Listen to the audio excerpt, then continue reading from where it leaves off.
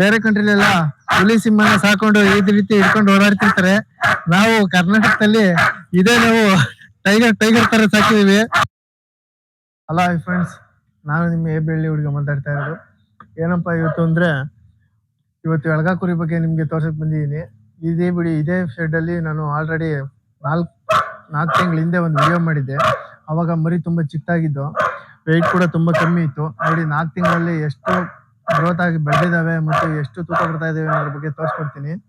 ಅಲ್ಲೇ ನಾನು ಸುಮಾರು ದಿವಸದಿಂದ ವಿಡಿಯೋ ಮಾಡೋದನ್ನ ಸ್ಟಾಪ್ ಮಾಡ್ಬಿಟ್ಟಿದ್ದೆ, ಕಾರಣಾಂತರವಾಗಿ ಸ್ಟಾಪ್ ಮಾಡಿದ್ದೆ.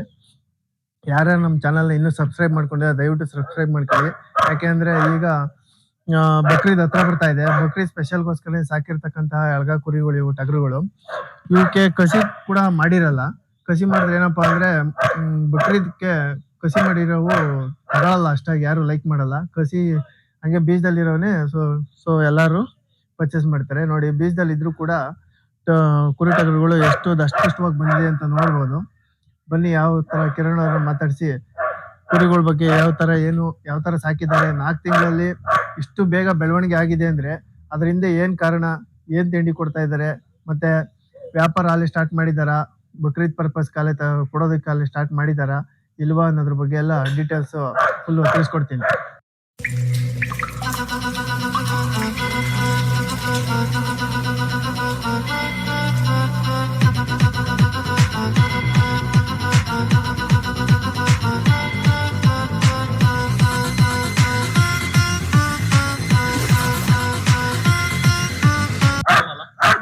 ನೋಡಿ ಸ್ನೇಹಿತರೆ, ಬೇರೆ ಕಂಟ್ರಿಲೆಲ್ಲ ಹುಲಿ ಸಿಂಹನ ಸಾಕೊಂಡು ಈ ರೀತಿ ಹಿಡ್ಕೊಂಡು ಓಡಾಡ್ತಿರ್ತಾರೆ. ನಾವು ಕರ್ನಾಟಕದಲ್ಲಿ ನಾವು ಟೈಗರ್ ತರ ಸಾಕಿದೀವಿ. ನೋಡ್ಬೋದು, ಇದನ್ನ ಹಿಡ್ಕೊಂಡಿದ್ರೆ ಟೈಗರ್ ತರನೇ ಫೀಲ್ ಆಗುತ್ತೆ. ಟೈಗರ್ಗಿಂತ ಏನ್ ಕಮ್ಮಿ ಇಲ್ಲ. ನೋಡಿ, ಏನಾದ್ರು ಬಿಟ್ರೆ ನಮ್ಮನೆ ಗುದ್ಬಿಡ್ತದೇನೋ ಅನ್ನೋಷ್ಟು ಭಯ ಆಗ್ತಾ ಇದೆ. ಇದ್ರ ಕೊಂಬ್ ನೋಡ್ಬೋದು ಎಷ್ಟು ಚೆನ್ನಾಗಿದೆ ಅಂತ. ಇದ್ರ ಬುಲ್ಡೆ ಮತ್ತೆ ಎಳ್ಗಾ ಕುರಿನೇ ನೋಡಿ ಈ ರೀತಿ ಬರುತ್ತೆ. ಇವಾಗ ಕಿರಣ್ ಅವ್ರನ್ನ ಮಾತಾಡ್ಸೋಣ ಬನ್ನಿ. ಕಿರಣ್ ಅವ್ರ, ನೀವು ಇದಕ್ಕೆ 4 ತಿಂಗಳ ಮುಂಚೆ ಇದನ್ನು ವಿಡಿಯೋ ಮಾಡಿದ್ವಿ. ಕುರಿಗಳೆಲ್ಲ ತುಂಬಾ ಸಣ್ಣ ಇದ್ದು, ಮತ್ತೆ ವೆಯ್ಟ್ ಕೂಡ ಇಷ್ಟೊಂದು ಬಂದಿರ್ಲಿಲ್ಲ. 4 ತಿಂಗಳಲ್ಲಿ ಇಷ್ಟೊಂದು ವೆಯ್ಟ್ ಬರಕ್ಕೆ ಏನ್ ಕಾರಣ? ಏನಂತ ಅಂದ್ರೆ ಬಕ್ರೀದ್ ಪರ್ಪಸ್ಗೆ ನಾವು ಸಾಕಂತದ್ದು. ಬಕ್ರೀದ್ಗೆ ಏನಂತ ಅಂದ್ರೆ ಇವಾಗ ಯೂಸ್ ಅದು ಮಟನ್ ಮತ್ತೆ ಅದು ಶೇಪು ಲುಕ್ ಬರೋದಕ್ಕೋಸ್ಕರನೇ ಸಾಕೋದು. ಏಕೆಂದ್ರೆ ಯಥೇಚ್ಛವಾಗಿ ಕೈ ತಿಂಡಿ ಕೊಟ್ಟಿ ಸಾಕಿರೋಂಥದ್ದು. ಜೋಳ, ಫೀಲ್ಡ್ಸ್ ಮತ್ತೆ ಕಡಲೆ ಒಟ್ಟು, ಹಿಂಡಿ ಈ ತರದ್ನ ಒಟ್ಟಿಗೆ ಕೊಟ್ಟಿ ಮಿಕ್ಸ್ ಮಾಡಿ ಸಾಕಿರೋಂಥದ್ದು. ಇದು ಟಗರೆಲ್ಲ ಬಂದು ಇವಾಗ ಲೈವ್ ವೇಟ್ 65 kg ಇಂದ 70 kg ವರೆಗೂ ಬರ್ತಾ ಇವೆ. ಇದೊಂದು ಟಗರು 70 kg ಬರ್ತಾ ಇದೆಯಾ? ಹೌದು, ಇದು 65 kg ವರೆಗೂ ಲೈವ್ ವೇಟ್ ಇದೆ. ಟೋಟಲ್ ಇಂಥದ್ದು 15 ಟಗರ್ ಇದೆ. ಇವಾಗ ಏನಂತ ಅಂದ್ರೆ ಬಕ್ರೀದ್ ಇನ್ನೊಂದು ತಿಂಗಳಿರೋದ್ರಿಂದ ಕುರ್ಬಾನಿ ಪರ್ಪಸ್ ಯಾರಾದ್ರೂ ಬೇಕು ಅಂತ ಅಂದ್ರೆ ನಮ್ಮನ್ನ ಕಾಂಟ್ಯಾಕ್ಟ್ ಮಾಡಬಹುದು. ನಿಮ್ಮನ್ನ ಕಾಂಟ್ಯಾಕ್ಟ್ ಮಾಡಿ ಡೈರೆಕ್ಟ್ ಆಗಿ ಡೀಲರ್ ಇಲ್ದಲೇನೆ, ಯಾವುದೇ ತರಹದ ದಳ್ಳಾಳಿಗಳು ಇಲ್ದಲೇನೆ ನಮ್ಮ ಹತ್ರ ಪರ್ಚೇಸ್ ಮಾಡಿದ್ರೆ ಅವ್ರಿಗೆ ಏನಂತ ಅಂದ್ರೆ ಬಕ್ರೀದ್ ವರ್ಗು ನಮ್ಮ ಹತ್ರನೇ ಇಟ್ಕೊಂತೀವಿ ಟಗರುಗಳನ್ನ. ಬಕ್ರೀದ್ ಇನ್ನೊಂದ್ ವೀಕ್ ಇರೋ ಹಾಗೆ ಇಲ್ಲ ಅಂತ ಅಂದ್ರೆ ಅವ್ರಿಗೆ ಯಾವಾಗ ಬೇಕಾಗುತ್ತೋ ಆ ಟೈಮ್ ಅಲ್ಲಿ ನಮ್ಮಿಂದ ಇಟ್ಕೊಂಡು ಹೋಗ್ಬೋದು ಅವರು. ಇವಾಗಲೇ ವ್ಯಾಪಾರ ಮಾಡ್ಕೊಂಡು ಬಕ್ರೀದ್ ಬೇಕಾದ್ರೆ ನೀವು ಹಬ್ಬದ ದಿವಸ ಬೇಕಾದ್ರೆ ನೀವು ಒಂದ್ ದಿವಸ ಮುಂಚಿತವಾಗಿ ಅವರೆಲ್ಲ ಸಿಟಿಲಿ ಇರ್ತಾರೆ, ಅವ್ರು ತಗೊಂಡೋಗಿ ಅದನ್ನ ಇಟ್ಕೊಳಕ್ಕೆ ಆಗೋದಿಲ್ಲ. ಬೇಕು ಅಂತ ಅಂದ್ರೆ ಆ ಟೈಮ್ ಅಲ್ಲಿ ತಗೊಂಡೋಗಿ ಅವರು ಇದ್ ಮಾಡ್ಕೋಬಹುದು. ಮತ್ತೆ ಇವಾಗಲೇ ವ್ಯಾಪಾರ ಮಾಡಿ ಏನ್ ಅಮೌಂಟ್ ಇದೆ ಅಮೌಂಟ್ ನ ಪೇ ಮಾಡ್ಬಿಟ್ರೆ, ಹೌದು, ಅಮೌಂಟ್ ಇವಾಗ ಪೇ ಮಾಡಿದ್ರೆ ಬಕ್ರೀದ್ ಟೈಮ್ಗೆ ಅವರು ತಗೊಂಡ್ ಹೋಗ್ಬೋದು. ಅಂತ ತಕ್ಕ ಮೇಯ್ಸೋದಾಗಿರ್ಬೋದು, ಈ ಮೇಂಟೆನೆನ್ಸ್ ಆಗಿರ್ಬೋದು ಎಲ್ಲಾನು ನೀವೇ ಮಾಡ್ತೀರಾ?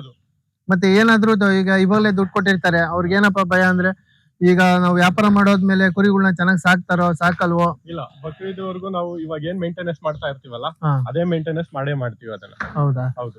ಈಗಲೇ ಬುಕ್ಕಿಂಗ್ ಮಾಡ್ಕೊಳ್ಳೋ ಗುದ್ದಾಡ್ತಾವಲ್ಲ ಮನೆ.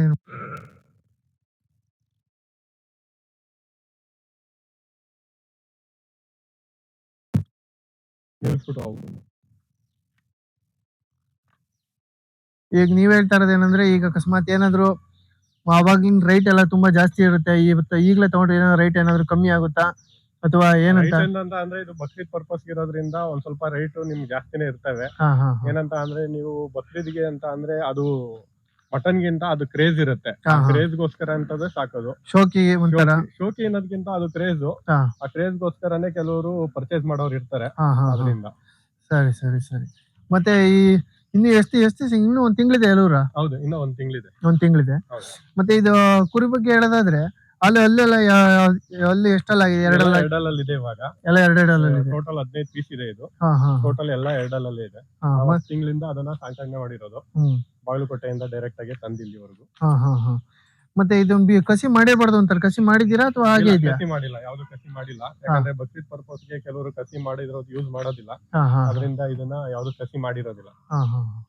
ಈಗ ಬೆಲೆ ವಿಚಾರಕ್ಕೆ ಬಂದ್ರೆ ಏನ್ ಹೇಳ್ತಾ ಇದಾರೆ? ಒಂದೊಂದು ಟಗರಿಗೆ ಯಾವ ರೀತಿ ಹೇಳ್ತಾ ಇದಾರೆ? ಬೆಲೆ ವಿಚಾರಕ್ಕೆ ಬಂದ್ರೆ ಟೋಟಲ್ ನಮ್ಮ ಹತ್ರ 15 ಟಗರಿದೆ. ಟಗರು ಬಂದು 30,000ದಿಂದ ನಿಮ್ಗೆ 38,000ವರೆಗೂ ಇರುತ್ತೆ.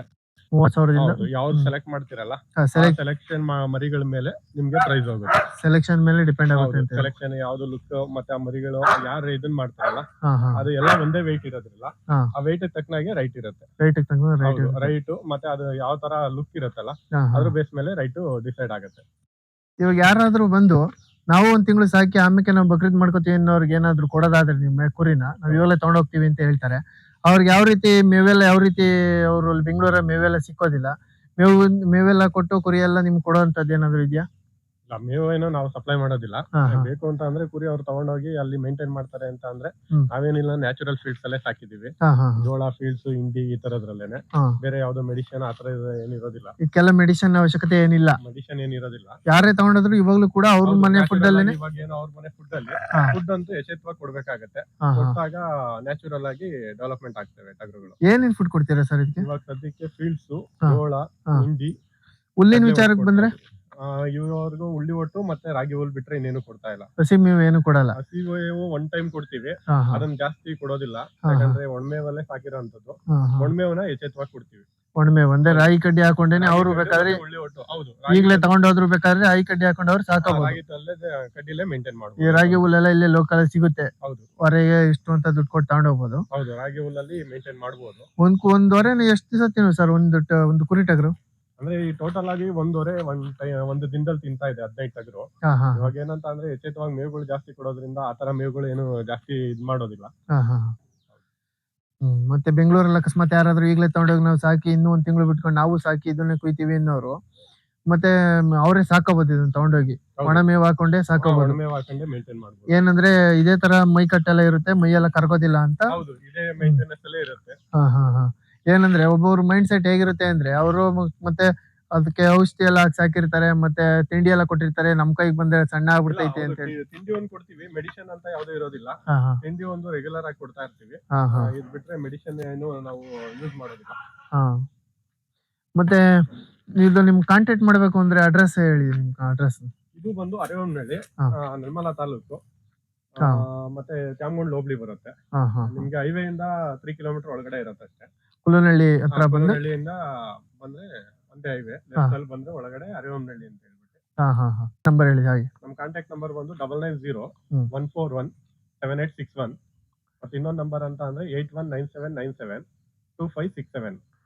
ಈ ನಂಬರ್ಗೆ ಕಾಂಟ್ಯಾಕ್ಟ್ ಮಾಡ್ಕೊಂಡು ನಿಮ್ಗೆ ಬೇಕಾದವರು ಅಥವಾ 1 ತಿಂಗಳು ಮುಂಚಿತವಾಗಿ ಇವಾಗಲೇ ತಗೊಂಡೋಗಿ ಸಾಕೋತೀನಿ ಅನ್ನೋರು ಸಹಿತ ಬಂದು ತಗೊಂಡೋಗ್ಬೋದು.